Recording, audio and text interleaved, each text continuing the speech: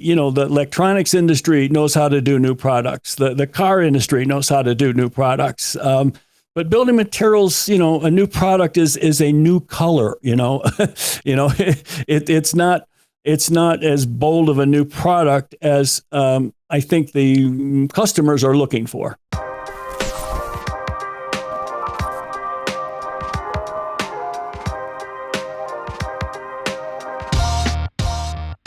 Welcome to the Construction Disruption Podcast, where in just about 30 minutes a week, we uncover the future of building and remodeling.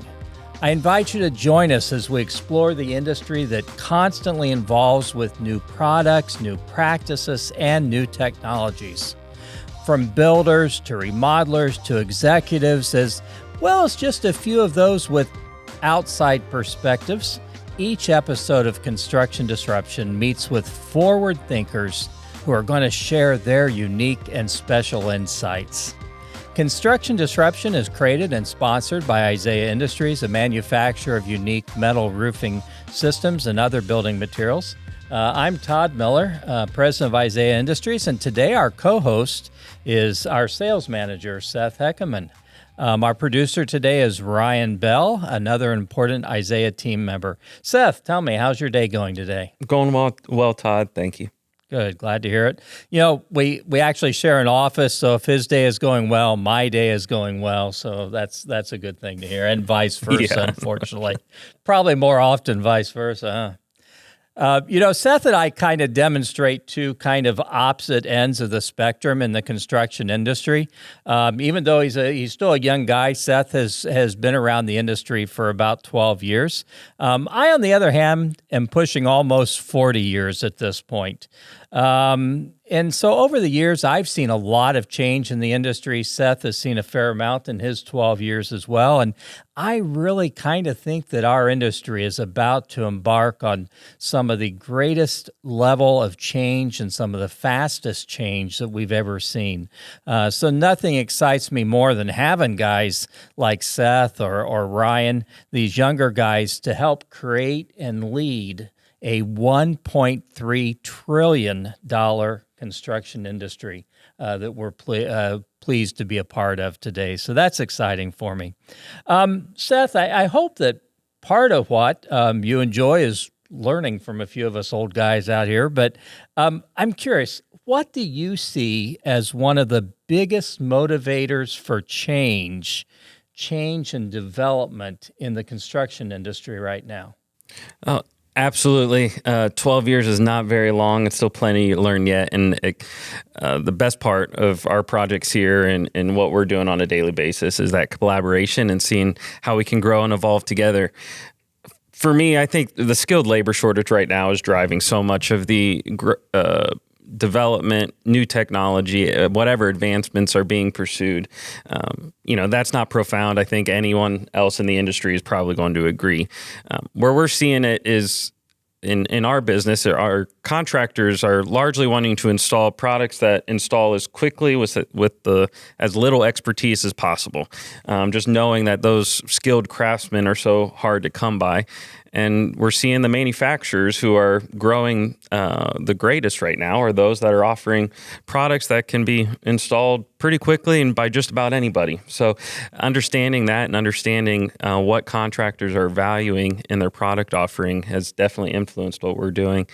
On the flip side of it, the contractors that are trying to distinguish themselves with premium niche products that take a level of craftsmanship or what we're still seeing advancement and development in their business of having to create new and better ways to sell and market to get in front of the homeowners, the appropriate homeowners, where then they can build value, sell at the margins they need to retain that labor to hire those folks. So it's impacting, I think, all ends of the spectrum. I think that's really interesting. And when you think about it, I think we're just now starting to see where this labor shortage, for the last couple of years, we've done a lot of complaining about it. And I think people are finally starting to figure out, okay, I need to adapt my business. Maybe I need to look for different products, but I need to figure out how to get in front of this thing because it's not going to go away. Even when suddenly a year ago, unemployment was 20%? I don't know, maybe more than that, I forget. Even back then, we still had a shortage of labor in our industry. So I think that's spot on. I think that's a huge factor. I would say another factor I'm starting to see as a motivator for some change coming down the pike really kind of revolves around some of the things we're starting to see with regulations on chemicals and different things. I think their use in the construction industry, we're going to start to see more and more regulation, and that's going to influence some change in products, probably practices, but probably more products, which actually, I think is exciting. I think it could lead to some good things. And we always got to think about not just what is the problem, but how do we get beyond that, and how do we turn that problem into something good? So I think that's another thing right now. So absolutely. Great.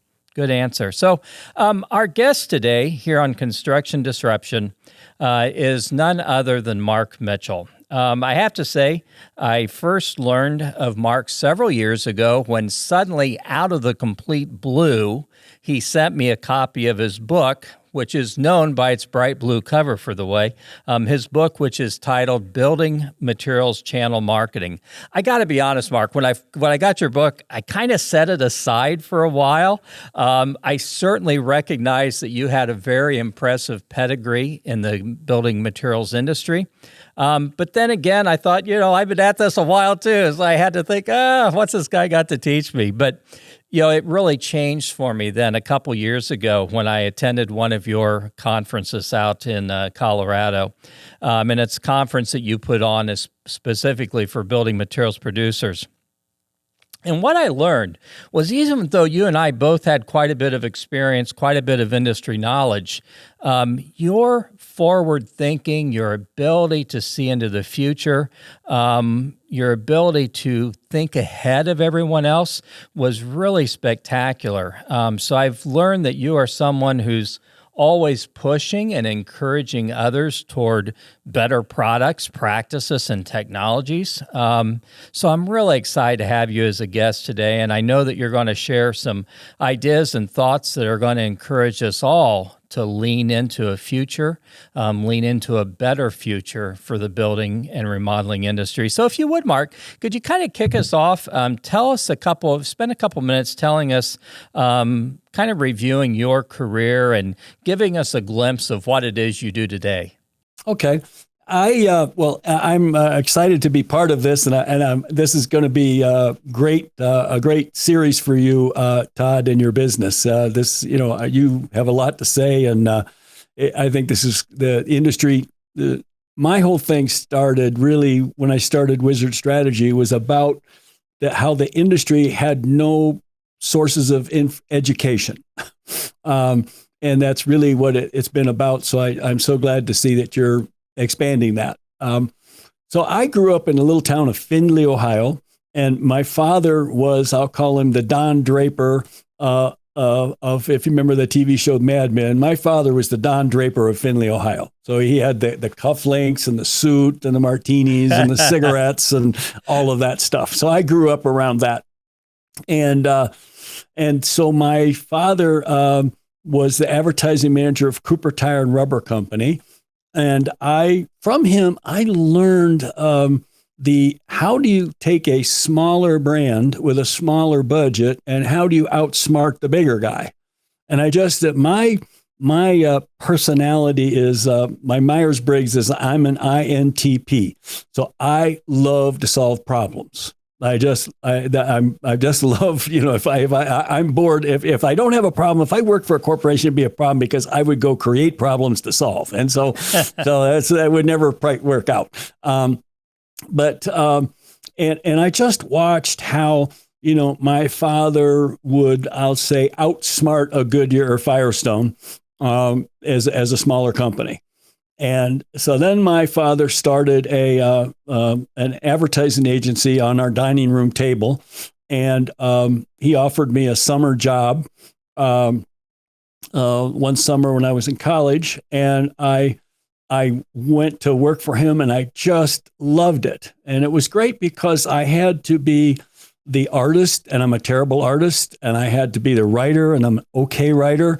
I had to be the media planning person, and I'm not very good at that. I had to be the billing person, and I'm terrible with finance. but I learned what I really liked was interacting with the customer and having them describe their problem. And the customer that I found that I liked dealing with business to business customers the best. If you were a business to consumer client, then it was really how much money do you have we can spend on advertising. Where business to business, I love the challenge of saying, okay, could we solve how could we solve this problem and spend as little money as possible? Like, using your brain. And I just love that. The other thing I quickly learned was how companies would go from the objective of we need to grow our sales, or the boss is on us to grow sales. And so they jump right to a tactic. Like in the old days, we need a new brochure. Okay. Today we need a new website, or we should do social media. Okay. And we jump right to the tactic, and there's no strategy. And they don't stop and go, okay, we want to grow sales. Let's talk about who we're going to grow them to, why they would buy it, different ways, different messages, and so forth, and have a strategy. Then it's amazing to me the tactic of a new website or an email campaign literally presents itself to you. And so I learned a lot working for my father. I then went to the big city of Toledo, Ohio, and I went to work for what was called an advertising agency that was about a 40-person agency that only did building materials. And I quickly learned that they did very little advertising. Because all their clients are building material companies, and the large side, Owens Corning, Elger Plumbing, Wausau Windows, Formica, Dawn Products. They all were different types of building material companies. And you quickly learned that that you could solve. You stayed focused on solving the problem, not executing some tool that may or may not work. And so they had discovered that advertising really didn't work very well. And it's a quick way to spend a lot of money, but not necessarily get much results. And so I really learned the importance of that. And I got a deep understanding of the channel. I had the opportunity to understand, because I worked on commercial products, residential products for new construction, products for remodel, repair, retrofit. And so I quickly started to understand the value of the distributor and the difference between a one-step distributor, two-step distributor, or a lumber dealer, or a big box, or the architect, or the facilities manager, or the general contractor, or the subcontractor, or the facilities manager. All of these people were, to be able to understand, what motivates them, what problems are they having, and to be able to position your client's product as a way that's going to solve, figuring out who's the decision maker here and who's the influencers. And I just loved the, it's kind of like solving a murder mystery or something. It's like, did Clue, was it Professor Plum in the library with a knife or something? But I just always, and so I would mentally just literally start by drawing out, how does this product get to market? And who are all the different players? And then starting to think about what role does each person have? And what benefit does this dealing with this company or this product have to each of them? And then a solution would present itself. And I just found I was just really liked that. I also found that in dealing with creative people, many of them, I'll say, look down their nose at building materials. And so they'll be, I want to work on Nike or Pepsi or Apple, or, I want to go to Hollywood and make TV commercials or something. And I go, okay, you guys go do that. I'm just going to stay here in building materials because there's nobody else is interested, so there won't be a lot of competition. And so I always, it's always been able to every day present a new challenge to me. Like some people they'll come up with a great idea, and then every client needs that great idea to grow. And I want to find the next great idea. And so So I've just, so I was always either I worked for agencies, and then I started my own agency with about as much sense with three other guys as that old TV show, The Little Rascals, with Spanky and Alfalfa. And they'd go, let's put on a play, and myself and these three other, guys said, well, let's start an agency. We had no idea what we were doing, and somehow we made it. I don't know how we did, but somehow, we had the talent and so forth, but we didn't understand business, how to get paid, how to charge, any of those things. And so over time, our interests changed, and I eventually bought the other three out, and then had my own agency that focused on building materials, but once again did very little advertising. And in 2011, I sold the agency to one of my clients who had always wanted to be in the agency business.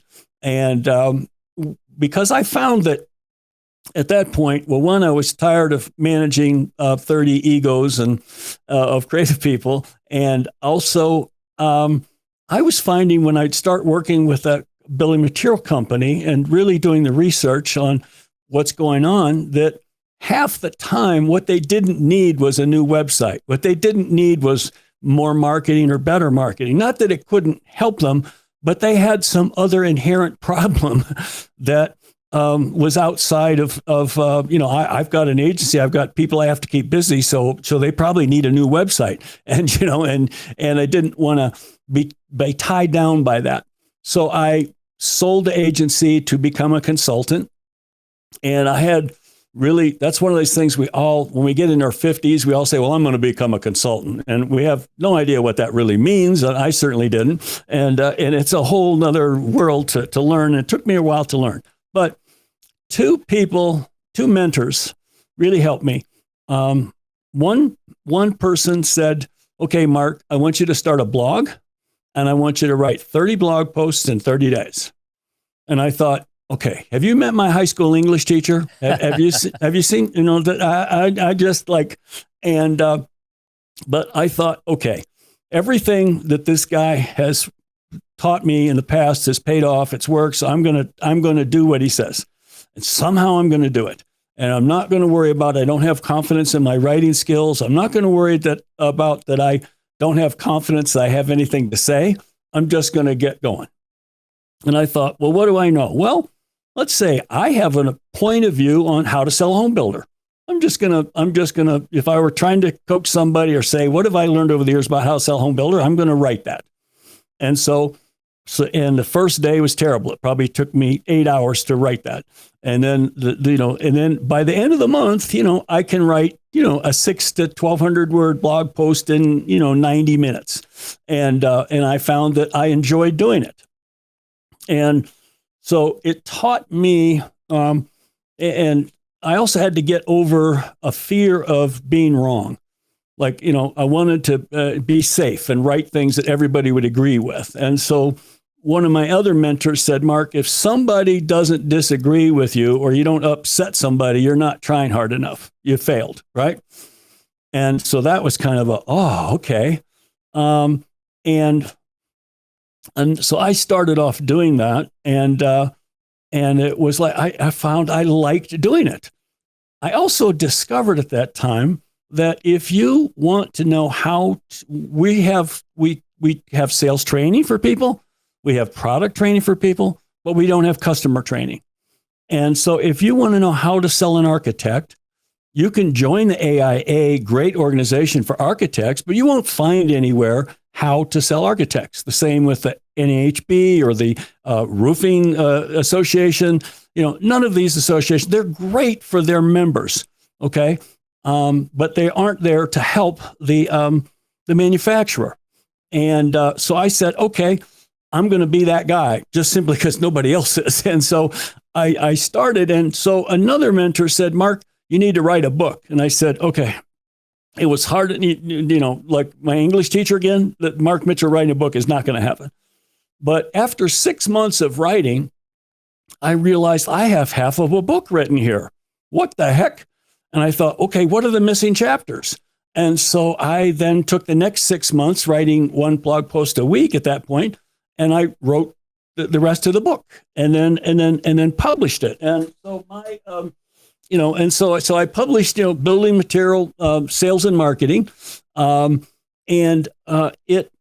my mentor said, Mark, you write a book to make yourself official. Okay, you get more credibility, you can charge more, you don't have to prove yourself, but don't count on making any money on it. I'm like, okay, so I write the book, and I was just really pleasantly surprised by how well it was received. I think because there was nothing before that was there. And so many companies bought like 25 copies and said, okay, every new employee that interfaces with a customer has to read this book. And reached out to me and said, Mark, before, your book, I could hire somebody who was really smart, from another industry, like a new CFO or something, or a salesperson or marketing person. And a year after I hired them, they'd walk into my office and go, oh my gosh, I finally figured out how this business works. And it's like, it would take them a year to go, oh, the distributor does what? And this guy does what? And who's a subcontractor? And he says, I can have them in a few hours read your book. And it's like they got a year. And so that made me feel really good. And that was, it got me to start doing twice a year workshops, and got me to just like every Saturday I get up and I send a newsletter out every Sunday night, and every Saturday morning I get up and say, what should I write about this week? And inevitably it's based on a conversation I had with somebody that week. I'm like, oh my gosh, the world needs to know this. They need to see this point of view. And so, and it's like the more I give away, the more successful my consulting business is.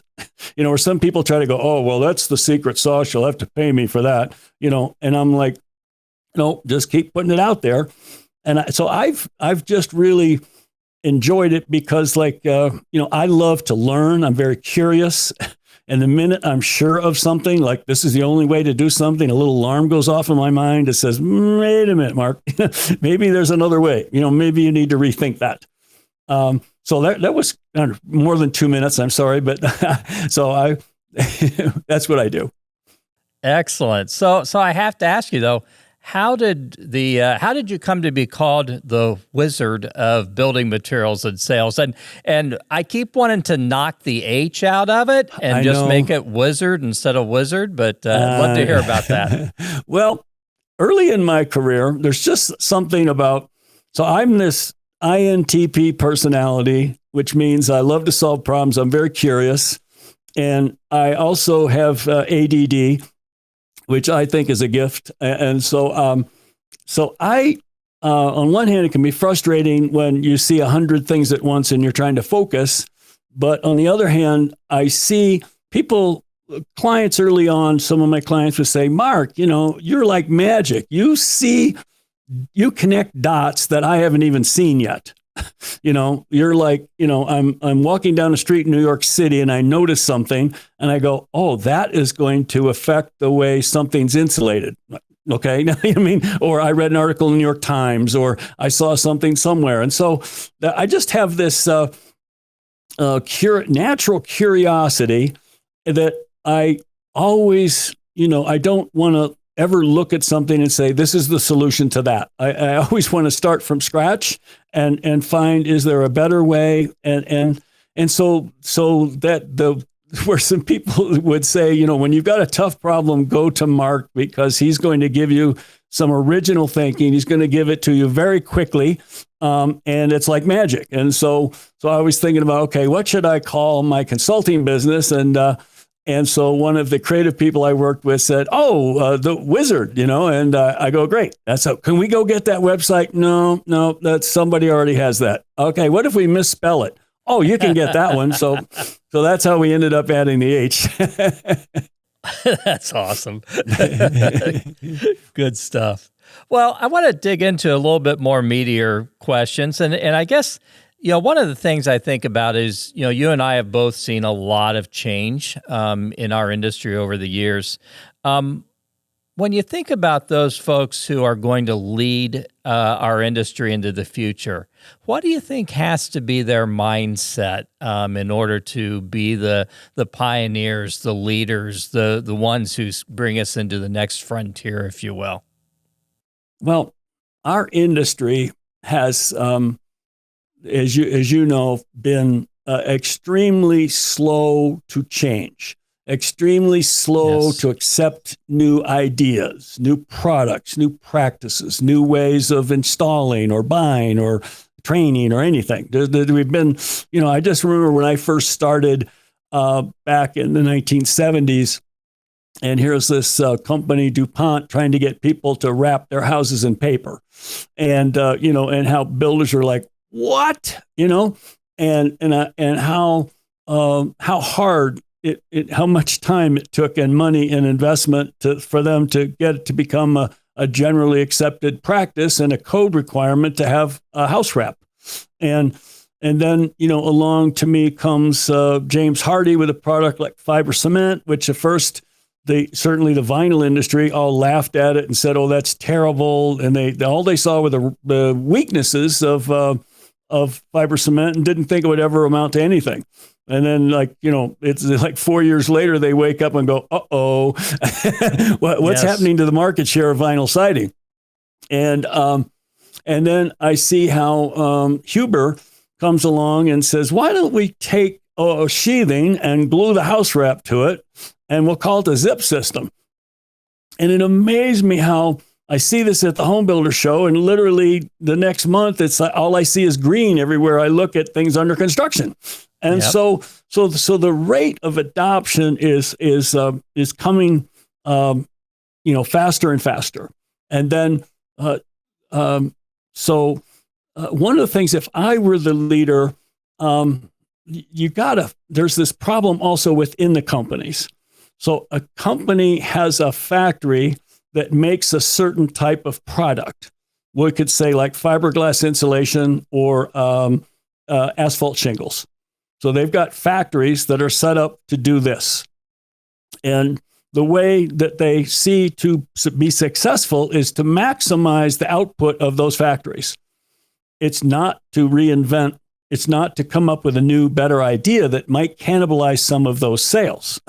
It's like and I'm not a financial guy, but I just see where if we think about, other like the electronics industry, well, as soon as you come out with a phone, you better be working on the next new phone, right? And maybe all of a sudden it's no longer a phone. Maybe it's not, now it's something different, right? And so the new people that come in need to be thinking beyond, my job is to keep this factory running, making the same old product. Because the first disruption, a big disruption to me, was Nest thermostats. So along comes the guy that helped to invent the iPod and says, "Gee, I'm going to leave Apple, and I've always wanted to run my own company and develop my own product line." And he looks around and says, "Let me see, what would be a great industry? Oh, the building materials industry. There's absolutely no new ideas or innovation there. Okay. And let's see, when was the last time anybody made a thermostat better? Okay. Long time. Like somebody, 20 some years ago said, "Oh, we have this thing called setback." Okay. And so that was our big thing. And along comes some guy saying, "Okay, well, the most expensive thermostat you can buy today is $120. Mine's going to be $250, and you can install it yourself, or we'll have that contractor guy tell you. You tell him what time you want him to come, okay? And he's going to charge $80 to install it, right? Not like you're going to cross your fingers; he'll get there when he can." And they just totally, I can't imagine being in the thermostat business, being Honeywell or anybody else, and all of a sudden comes this Nest, and they're selling them at Apple stores. They aren't going to Lowe's and say, "Will you please sell our product?" Lowe's is going to them and say, "What does it take for us to carry your product?" And then I'm looking at this Elon Musk guy, And so, he's fooling around in the solar stuff, and who knows what's going to happen with that. But, if he or other innovative people like that put building materials in their crosshairs, I say, look out. So I think we're going to face disruption, where the typical thing today is, I'm in the insulation business. I make fiberglass insulation. I have 3 competitors. Then we have spray foam, and we have cellulose. We have these other materials, and that's the world of insulation. But some kid at MIT right now is in a lab figuring out, how to make insulation out of something we've never thought of that performs better, higher R per inch, lower cost, it installs itself. I don't know, And so if I were that young person coming in, I would want to be a disruptor myself. So I would want to have my company saying, how can we get out ahead of things? And I would be carefully looking for, where is the disruption going to come from? And at first it's going to be this tiny little blip on the radar screen that you're not even going to see if you're not looking for it. And no one will take it serious, but then it will come on like gangbusters. As I think, panelized modular offsite construction is going to, I think, explode in growth. So you kind of touched on something there that kind of drove a stake through my heart by saying that, a lot of times we're being held in by our own infrastructure. So do you think a lot of times, and perhaps even going forward, some of those more ingenious ideas are going to come from outside our industry because you're bringing in folks that don't have those constraints of, hey, I got this factory and it does this, and that's what this factory does? Yes, exactly. I mean, I am probably twice a month, a young person reaches out to me with this, an idea, an innovative idea in building materials. And it could be an innovative distribution idea. It could be an innovative product idea, but it's an innovative idea. And the problem I see is they, on the surface at least, looks like they've got a great idea. But what they don't understand is the building materials industry. And so what I don't see is the building material companies themselves saying, why aren't we have some people on our staff who are thinking outside of the box? Okay. And I don't know if they still do it, but I think 3M used to say to if I'm in charge of the tape division or something, that part of my performance is 15% of my earnings a year from now have to come from products that don't exist today.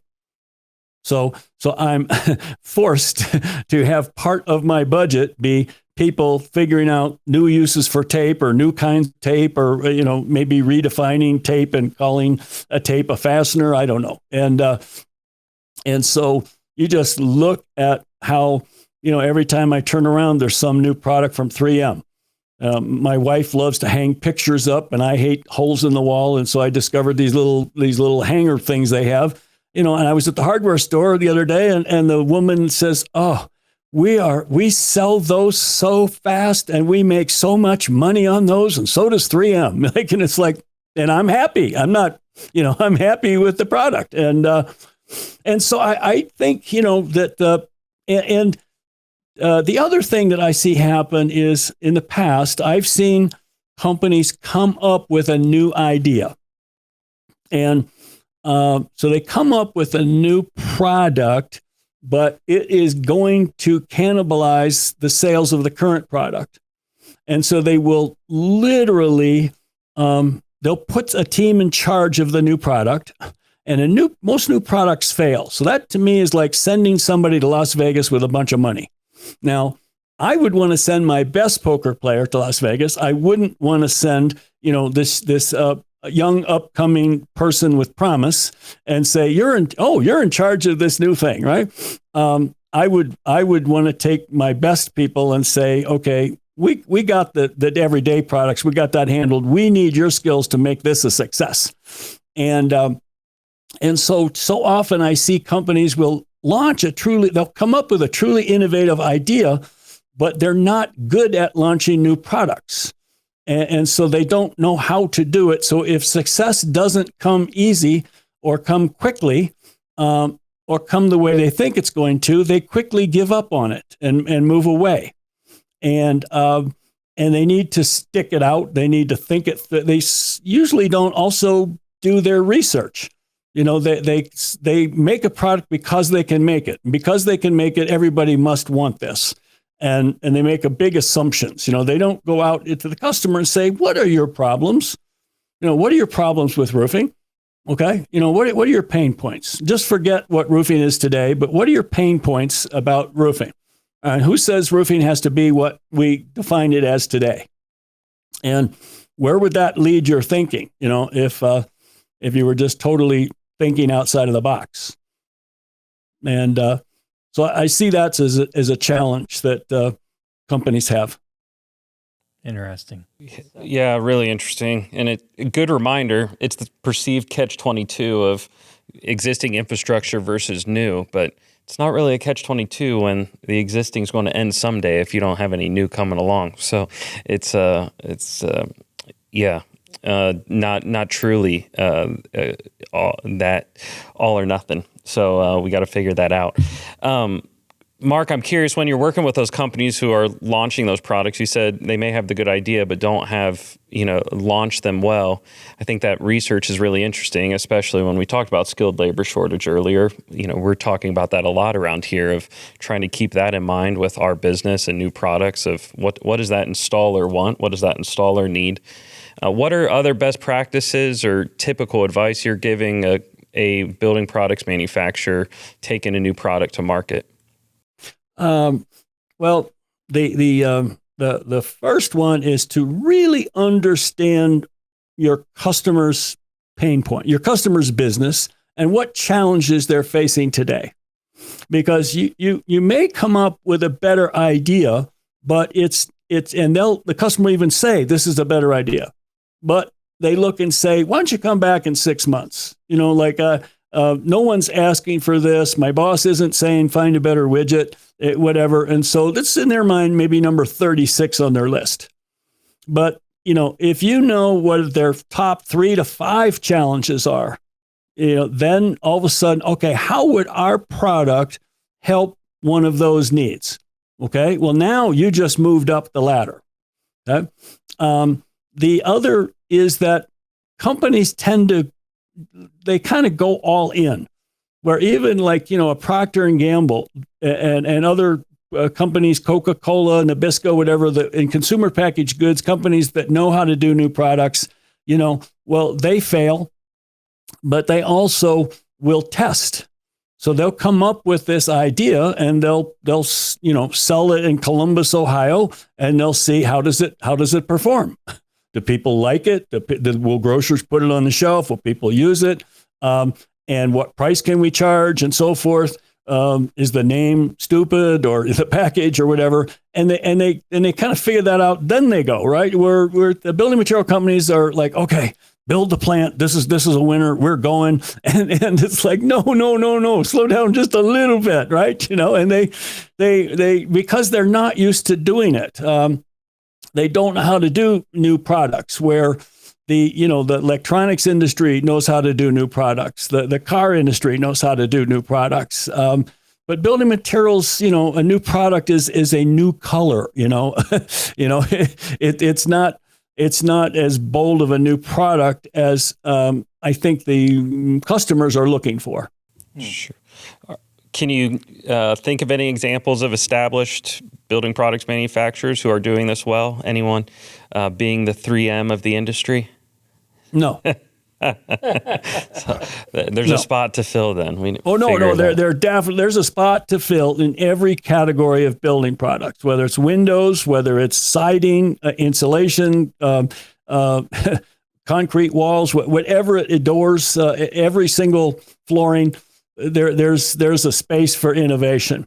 And so what I see is, it's usually somebody outside of it's not an industry leader. It's somebody outside that has a better idea, and they are fortunate enough to somehow make a success of it. They have the financing, they have the wherewithal. There's a lot of people out there with great ideas that don't have either the money or the knowledge to know how to take that great idea beyond a great idea in their garage. Mm-hmm. And I see those all the time. And I also see the big companies not particularly interested in them. Like I don't understand why these companies don't literally have once a year an inventor day. We are looking for new ideas. So here, please come here and you get 30 minutes in front of this group of people to, like Shark Tank, show us your thing, and they have no interest. It's like, unless you have a $50 million, $100 million business that they might want to buy. But the idea of, taking an idea from the beginning when maybe it has no sales or $1 million of sales and saying, okay, we should do this. I don't see them looking for that. Really interesting. We need to think more about that, figure out how we can put that on for the industry. Yeah, I hear a challenge in here. This is good stuff. So, exciting to me, though. You're hearing from a couple a month of young, innovative people with new ideas. Do you find yourself giving the same advice frequently to those folks of getting into an industry of a bunch of stodgy, hard to change folks? Well, I try to help them as much as I can. If I were them, usually they can't afford me, and I try to give them as much free advice as I can to help them, point them in the right direction, maybe make some connections, contacts for them, and so forth, and just make it clear to them, look, here's some things you're going to be up against that you don't see. Okay. And so you need to see, your product is going to be sold by a distributor to a this. Okay. And so you've got a product that person at the end of the line, the homeowner, may like the product, right? But it's maybe never going to get there if it doesn't go through these things. Right. And so they're like, oh, okay. And it's kind of like, figuring that out. The other big one that I see is that everything is going to move online. And so just, COVID just has sped this up. So the first thing that we have now is the customer, homeowner, contractor, whoever, they're now going online to learn about a product, to learn about a problem, a solution, or whatever. They're going online, they're watching YouTube videos, they're reading things, or so forth, but they're going online. And so by the time they contact you, they're already kind of a bit pre-sold. They have done their homework. It may be correct or incorrect, but they've spent some time online. And so the next thing is, they're going to want to say, okay, all right, I like this roof. How can I buy it online? Okay, what? Okay, what? No, a contractor has to come out and come in your house and talk with you and walk around and measure stuff, and you don't know what you're buying, and you have to go, do I trust this guy? Do I really need to do a tear off or whatever he's telling, or new ventilation, whatever he's telling me? Because I don't know what I'm doing. I'm not an expert in roofs, and I just like, my wife fell in love with a Tesla car. And because one of her girlfriends has one, and she loves the stereo system in it, right? And so I said, okay, let's, so I go online, and I'm like, oh my gosh, this is an unbelievable experience. To buy and order a Tesla online is unlike any other car experience, and it was like, okay, if you can buy a car online, and then, talking to more friends, like, oh no, I got a new used car from this place called Carvana. Never drove it. They brought it to my house. Looks great. All this. And I'm like, and so I think a lot of the industry is like afraid of I'm going to call it channel disruption. Like, okay, what will my distributors or contractors think if they see that I'm selling online? Right? But somebody's going to do it, okay? And I look at like Dex Direct that views themselves as a distributor of deck materials, but you can call them up as a homeowner. They will help you design your deck. They will sell you all the things, ship them to you. And if you want Trex or you want Fibron or Vantech or whatever you want, I think the next thing will be they'll figure out how to include the labor, just the way we see Home Depot and Lowe's do so many things with installed sales. And so I think there's a number of companies that are chomping at the bit. Some of them, I think, mistakenly think they'll make more margin, which I don't think that they necessarily will, because there's a cost to doing online correctly, and in some cases you still need a distributor. How are 20 squares of roofing going to get from you to Tupelo, Mississippi, right? And so I just think that that's going to be, that's going to explode on us soon. Where people are going to, with all the technology and things that we have, that there's, I just think that's going to be a big area that's going to change the whole building materials industry. Yeah. That's interesting where you mentioned Dex Direct. A couple of years ago, we launched a website, Standing Seam Direct, and it's geared toward sophisticated do-it-yourselfers, smaller contractors, and I've been amazed at the response to that website. Same thing, they're able to get answers and response and direct service that they just couldn't get other ways. So I agree that disruption of those channels is going to happen, and so the companies that figure it out and are boldly willing to go there are going to reap the benefits, I think. And I guess what I find, too, is that they don't necessarily hurt everybody else's sales. Right. They in fact, sometimes enhance the sale, because they may want to go through one, they're more aware of your product. And so then some of them are going to want to do it, the traditional way. And now more of them are aware of it, right? And then, yes, some of them are going to buy it online, but somebody still needs to drop it off on the job site. Somebody still needs to install it, okay? Sure. And I'm sitting there if I'm thinking I'm a roofing contractor, I'm wondering how much am I paying for sales and marketing expense for every job I get, all right? So, if I get a $30,000 roof, okay, how much did I spend on marketing to get that $30,000 roof, and how much am I paying my salesperson for closing that deal? All right. So now, did that $30,000 all of a sudden go to $24,000? Right. Mm-hmm. And all of a sudden, here's a manufacturer delivering me a $24,000 job, handing it to me. Right. Yeah. Okay. Is that a bad deal? So because that's the other thing that you're noticing or not, guys, but I'm noticing that contractors, from when I first started in this business, contractors were, first of all, good installers who then had to decided they were going to go in business for themselves, or it was their father's business or something, but they begrudgingly became business people. Okay? Right. They really didn't like selling, didn't like pricing, didn't like HR, all of dealing with banks, all that stuff. And now, man, am I seeing ever the business skills of contractors is so much stronger today. They're just a smarter bunch of people from a business standpoint.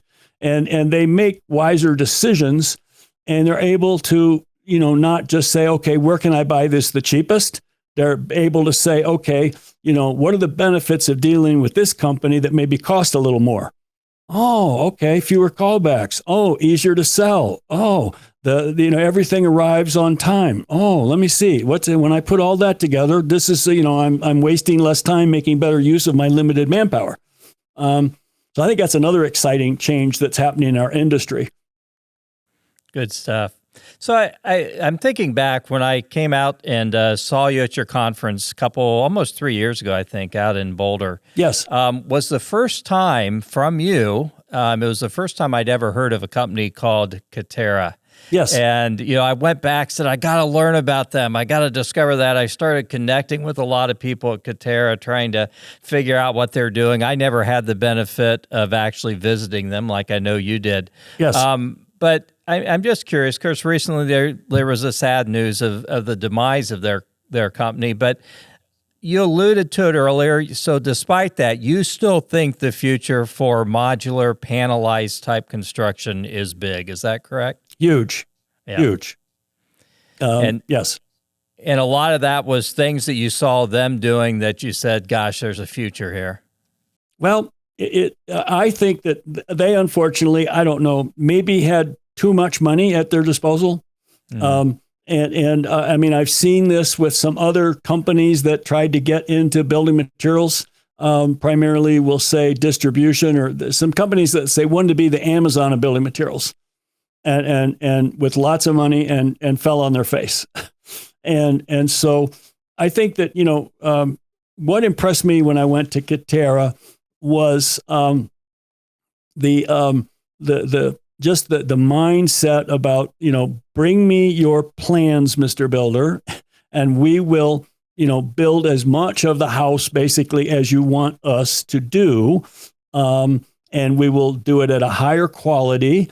And you can decide the level of products that you want in there. Do you want house wrap? Do you want zip system? What would you like? And then I think the couple other things that really impressed me was I took a client out there who had a product that, let's say, performed the same, but weighed less than what the Katerra was using. And immediately the people in the meeting got out like a calculator and a pad, and they started to go, okay, let me see. It takes 4 trucks for us to deliver a house.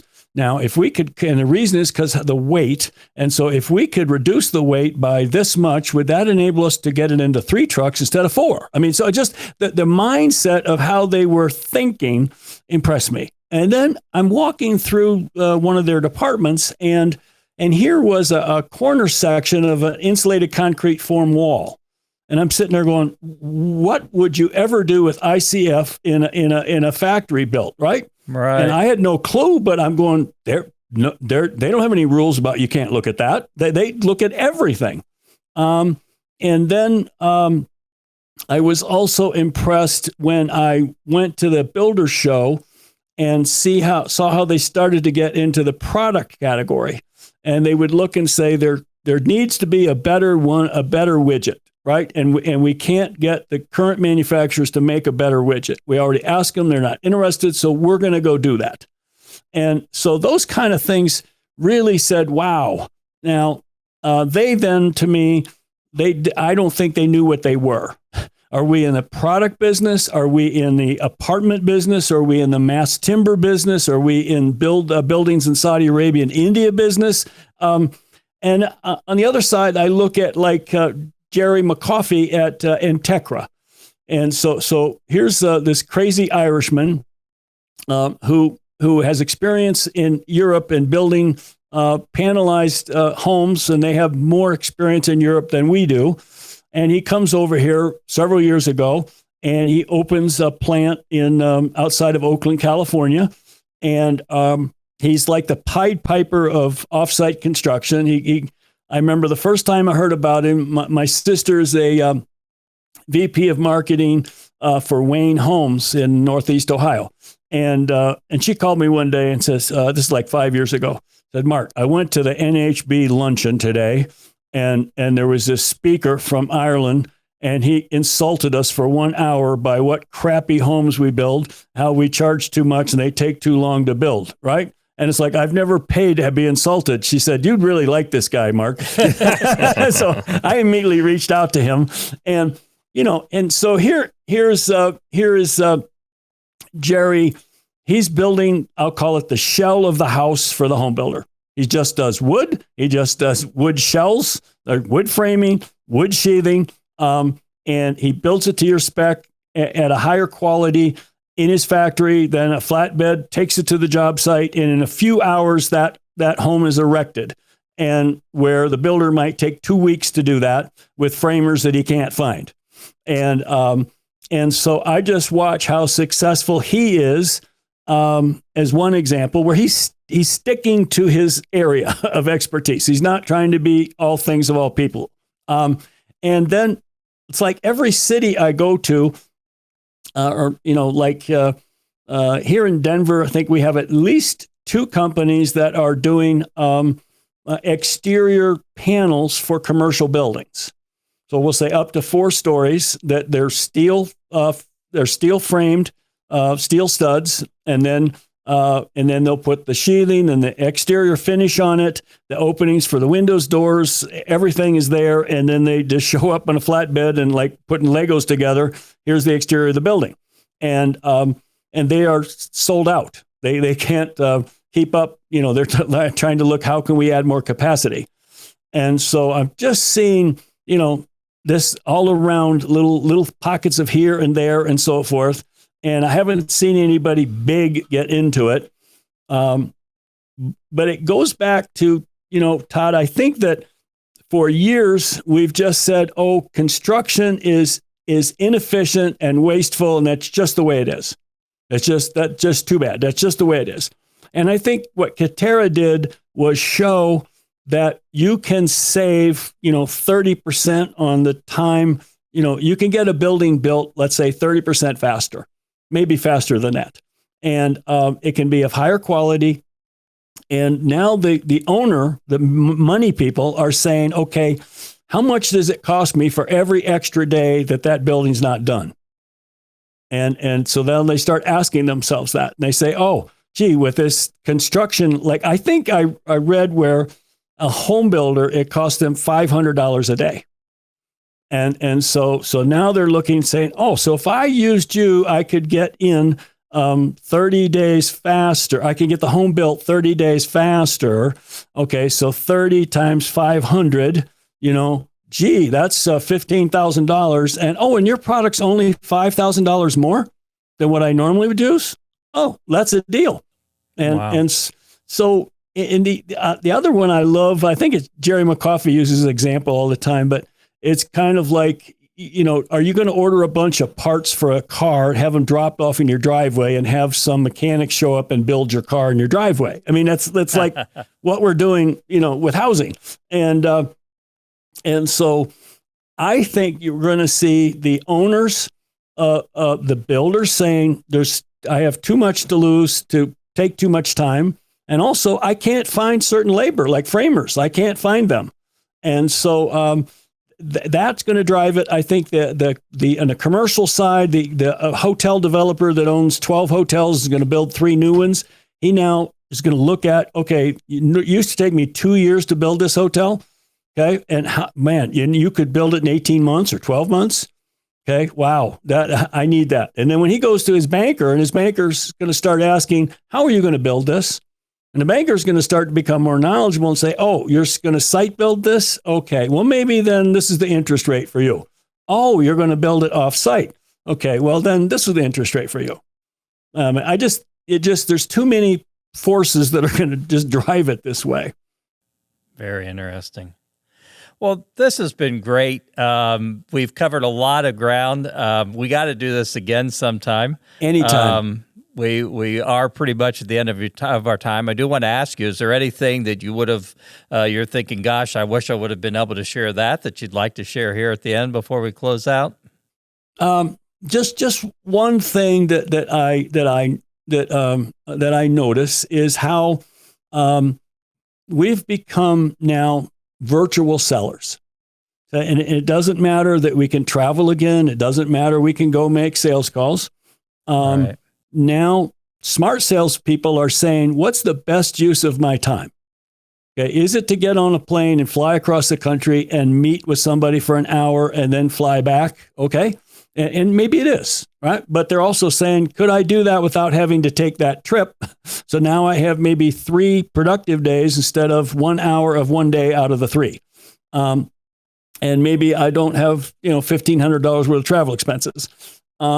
And so the customers themselves are also saying, hey, I would like to meet with you, but if you come see me, I have to be I have to give you an hour's worth of time. I gotta be nice. I gotta have a meeting room. I gotta this, I gotta that, right? And I love you. I love your company. Love seeing you.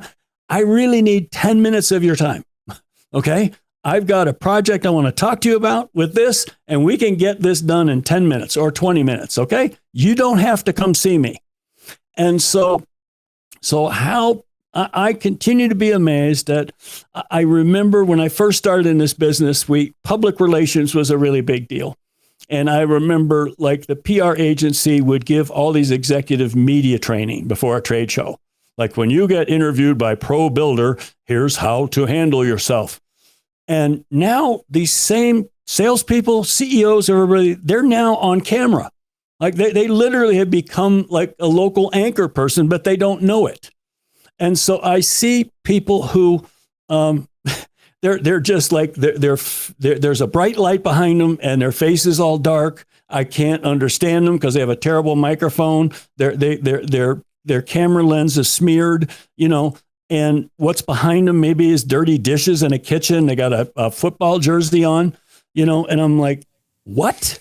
And so I've seen more and more companies start to realize, okay, this is going to be part of our future. Okay. And so we better get better at it. And so like I'm experimenting and showing clients like, okay, what's behind you? So I'm learning how to put different things behind me as an example to show clients. And when I've just seen somebody sitting in an office talking to me and their logo isn't there, it's not reinforcing. Oh, I'm talking to this company. Okay. Right. I'm talking to GIF roofing person, right? Or a company that I've never heard of, right? Well, it really helps to have that. Or maybe there's an image of your product or we're not taking the time and attention. And so that's something I'm really trying to get people to take a look at. Is kind of ideally the company should invest for their salespeople in, like a little better webcam, make sure they have good headphones, a good microphone at a minimum, and then maybe look at what can you do with a green screen background to set yourself apart and look more professional. And just be more comfortable doing it. Because at first it's kind of awkward and like, how do I look? And this is weird. And what are people thinking? And why does that guy have his camera off? Does he not like this? Or, oh my God, all that stuff. So that would be the one thing that's kind of my hot button right now.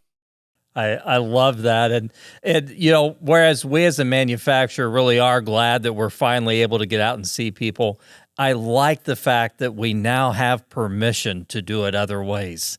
And now I hear from you the challenge to make sure we're doing it better and doing it as well as we can. That's been great. So this has been great. Thank you so much for your time. I do want to ask you, tell us a little bit about why maybe someone would want to contact you, and then tell us how they can contact you.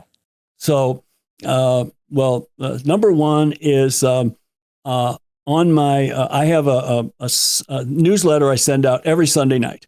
And that's free, and a podcast and a YouTube channel. So on my website are over 500 articles about anything you can think of, probably about building materials marketing.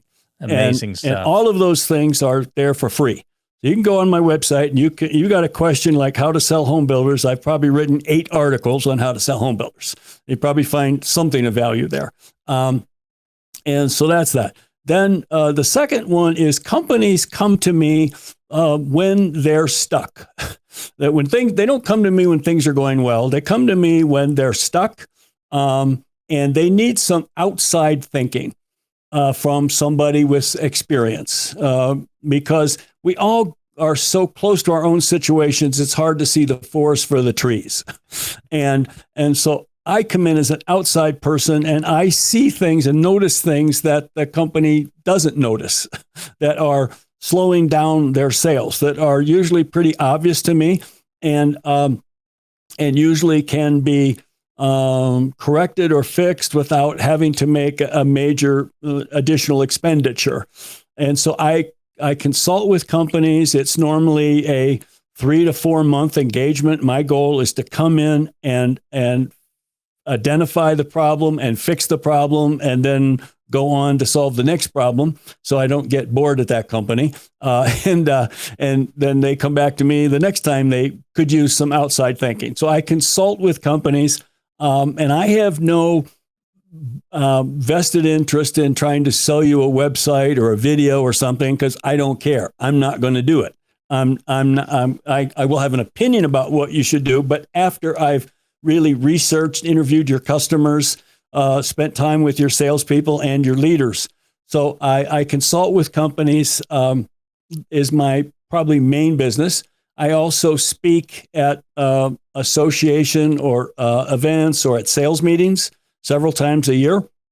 I'm looking forward to getting back to, I started in February speaking at my first live meeting in a year. It's kind of boring speaking at Zoom meetings, but, and then the other thing I do is twice a year, I do a 2-day workshop in Boulder, one in the fall and one in the spring. And I had, because of COVID, turned those into live stream webinars, but now this fall I'm going to go back. I think it's November 15th and 16th. Going back to a live 2-day event here in Boulder. And so those are the things I do. You can, an easy way is to find me on LinkedIn, is just connect with me. You can probably find Mark Mitchell. I'll probably pop right up there and connect with me there. And the other is come to my website, which is seethewhizard.com. That's SEETHEWHIZARD.com. And those are probably the easiest ways to get in touch with me. Great. Thanks so much. And I do encourage people to reach out. I have greatly enjoyed our relationship and getting to know you. So thank you again for joining us.